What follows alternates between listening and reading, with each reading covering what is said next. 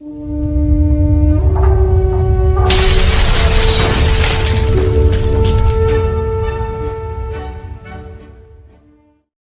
दोस्तों, इस वक्त रात के 8:30 बज रहे हैं और बीकानेर का मौसम काफ़ी अच्छा है। बजरी तोते काफ़ी है जो खुश हैं और मौसम थोड़ा ठंडा हो रहा है।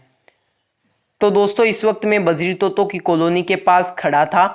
इस दौरान मैं अपने बजरी तोतों की एक्टिविटीज़ को नोट कर रहा था कि कौन सा बजरी तोता क्या कर रहा है। तो इस दौरान मैंने देखा कि एक दो मादियाँ ऐसी है जो कि फूल के बैठी है। वैसे दोस्तों, आप मेरे बजरी तोते देख सकते हैं, वो काफ़ी एक्टिव है। तो मुझे उनमें से कुछ जो है वो मादियाँ ऐसी दिखी, तो मैंने सोचा क्यों ना अब इन्हें एंटीबायोटिक का कोर्स करवाना चाहिए। तो दोस्तों, आज के इस वीडियो में हम बात करेंगे कि बर्ड्स को एंटीबायोटिक का कोर्स कब करवाना चाहिए और कौन सी एंटीबायोटिक का कोर्स करवाना चाहिए और सही तरीका क्या होता है एंटीबायोटिक का कोर्स करवाने का और उससे क्या फ़ायदा होता है।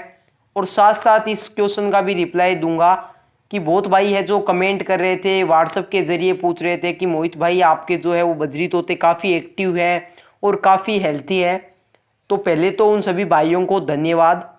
तो दोस्तों, मैं आपको सही तरीका बताऊंगा जो है कि एंटीबायोटिक कैसे दिया जाता है।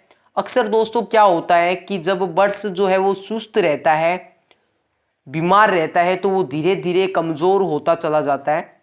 आपने देखा होगा कि वो दाना पानी भी खाना कम कर देता है, तो वो धीरे धीरे बीमार होता है, सुस्त होता है, तो वो धीरे धीरे है जो कमज़ोर होता जाता है। तो दोस्तों, अब जब हम उन्हें एंटीबायोटिक का कोर्स करवाते हैं तो कुछ भाई है जो उन्हें एंटीबायोटिक का जो डोज है वो ज़्यादा दे देते हैं, तो वो कमज़ोर तो होता ही है और उस एंटीबायोटिक को झेल नहीं पाते। इस दौरान है जो वो मर जाते हैं। तो दोस्तों, मैं किस तरीके से एंटीबायोटिक करवाता हूँ वो मैं आपको बताता हूँ। मैं जो एंटीबायोटिक यूज़ करवाता हूँ वो एनरो स्ट्रॉन्ग है, एनरोफ्लोक्सासिन 10%, और इसका जो साल्ट है वो मेरी क्यून में भी आता है। दोस्तों, आज तक की सभी एंटीबायोटिक में मुझे ये सबसे अच्छी लगी और सबसे अच्छा रिजल्ट देखने को मिला।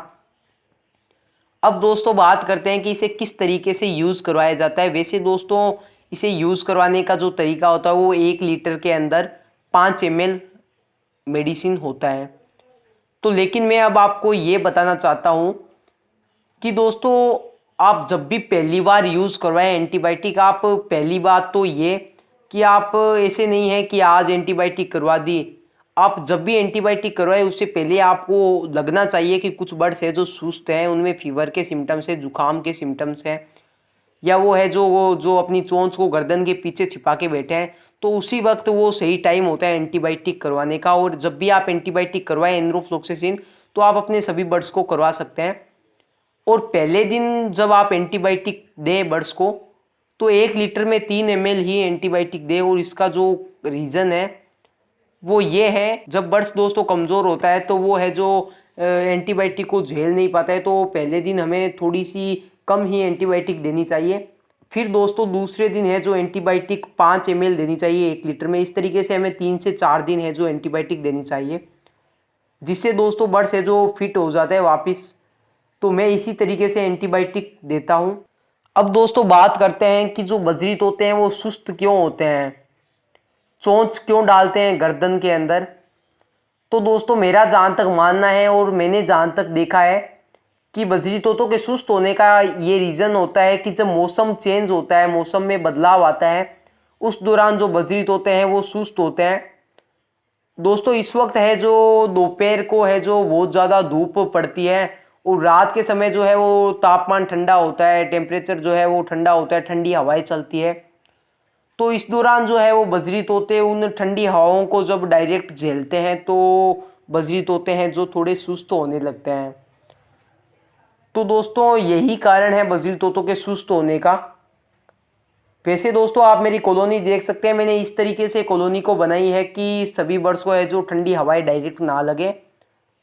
तो मैंने काफ़ी सोच समझ के कॉलोनी को बनाया है। फिर भी दोस्तों कुछ एक दो बर्ड्स कुछ ऐसे होते हैं जो जाली पे चिपके होते हैं या कुछ भी होता है, तो उन्हें ठंडी हवाएं लग जाती है। तो दोस्तों जो है वो मैं इस तरीके से एंटीबायोटिक का कोर्स करवाता हूँ और मैंने सोचा क्यों ना आप सभी को भी बताया जाए। तो दोस्तों, अब जो है वो आखिरी सवाल का जवाब मैं ये देना चाहता हूँ कि मेरे जो है वो बर्ड्स इस तरीके से खुश और फिट क्यों रहते हैं। तो दोस्तों जो है खुश और फिट रहने का मेन जो रीज़न है वो मैं आपको बताता हूँ कि मैं अपने बर्ड्स को ज़्यादा डिस्टर्ब नहीं करता और जो है बड़ी कॉलोनी में बर्ड्स को रखता हूँ, अच्छी डाइट देता हूँ और एंटीबायोटिक हर किसी वक्त नहीं देता। एंटीबायोटिक मैं तभी देता हूँ मुझे लगता है कि कोई एक दो बर्ड्स है वो सुस्त बैठा है, तो उस दौरान मैं अपने सभी बर्ड्स को एंटीबायोटिक करवा देता हूँ। अगर कोई बर्ड्स में है जो सिम्टम्स होता है डिजीज़ का, तो वो भी दोस्तों है जो ख़त्म हो जाता है। तो इस दौरान आप भी अपने बर्ड्स को एंटीबायोटिक का कोर्स करवाएं और डाइट अच्छी दें। तो चलते हैं दोस्तों, अगले वीडियो तक की इजाज़त लेते हैं, फिर मिलेंगे एक नए वीडियो नए टॉपिक के साथ। और दोस्तों अगर आपको हमारे द्वारा बनाए गए वीडियो अच्छे लग रहे हैं तो वीडियो को तो लाइक कर ही दें और साथ साथ दोस्तों चैनल को सब्सक्राइब करके और बेल आइकन को प्रेस करें और हमारे चैनल के साथ जुड़ें, ताकि आगे भी कोई अच्छे वीडियो आए, अच्छे टॉपिक पे वीडियो आए तो वो आप देख सकें सबसे पहले।